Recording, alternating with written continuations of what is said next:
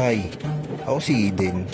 Gaya ni Mon, tamad ako pero may pangarap ako. Day 5 na nang ginawa natin tong mga mags. Ngayong araw, ang gagawin naman natin, magtatanggal tayo ng mga sticker na dinikit natin kahapon. Isa ito sa mga paborito kong gawin, ang magtanggal ng mga sticker. Ito yung resulta ng dinikit natin kahapon. O diba, ang ganda.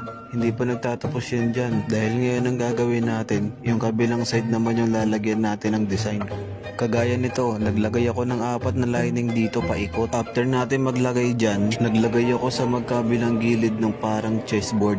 After nun, naglagay naman ako ng sticker. After natin madikit lahat ng sticker, ito na itsura niyan. At syempre, kailangan natin takpan yung kabilang side dahil ayun na yung final output niyan. After natin matakpan yan, magbubuga naman tayo ng color silver. Kulay silver na. Bukas, tatanggalin na natin lahat ng mga nakadikit dyan para matapkotan na.